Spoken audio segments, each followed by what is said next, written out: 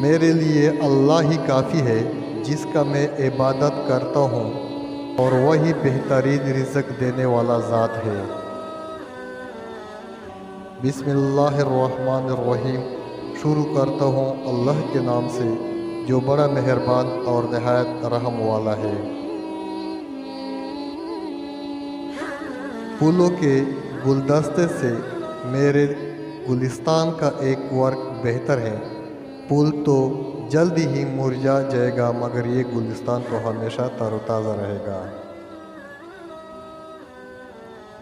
حریص آدمی ساری دنیا لے کر بھی بھوکا ہے، اور کانے ایک روٹی سے بھی پیٹ بھر سکتا ہے۔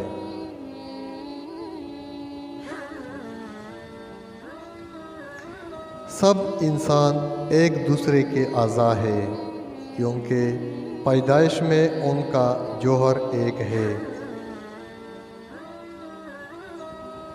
غیروں کے ساتھ باغ میں جانے کی نسبت دوستوں کے ساتھ پاؤں میں بیڑیاں پہنے رہنا بہتر ہے۔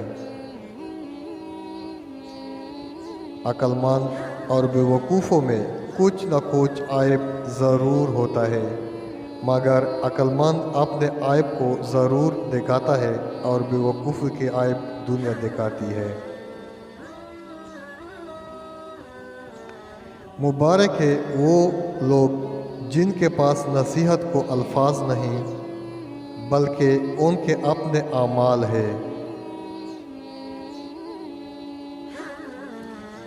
دنیا میں وہی لوگ سربلند رہتے ہیں جو تکبر کے تاج کو دور پھینک دیتے ہیں۔ آدمی کے علم کا اندازہ تو ایک دن میں ہو جاتا ہے، لیکن نفس کی خباثت کا پتہ برسوں میں بھی نہیں چلتا۔ برائی سے یاد نہ کرو مردوں کو، وہ اپنے کفر کردار کو پہنچ چکے ہیں۔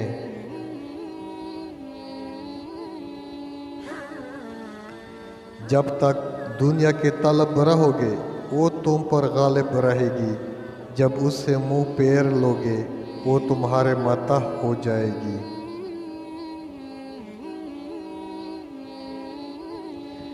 فقیر کا نفس کسی خواہش کے لیے جس پر اس کو قدرت نہیں ہے، غنی کے 1000 سال کی عبادت سے بہتر ہے۔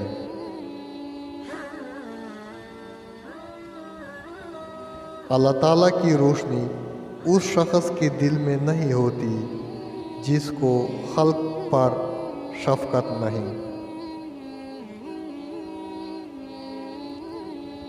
ایسے انسان کو شرم آنی چاہیے جو لوگوں سے شرمائے اور اللہ سے نہ شرمائے۔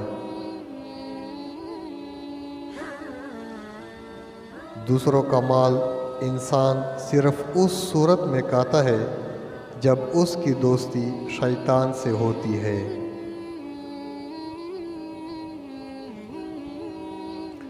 یہ انتہائی بری بات ہے کہ انسان پاک فرشتوں سے اپنے ناپاک گناہ لکھوائے۔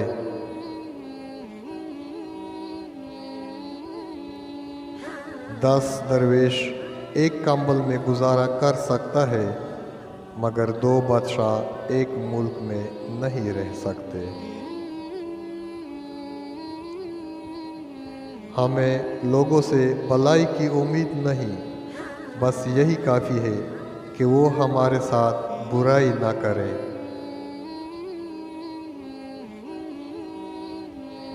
عافیت کی قدر اس سے پوچھو جو گرفتار مصیبت رہ چکا ہے۔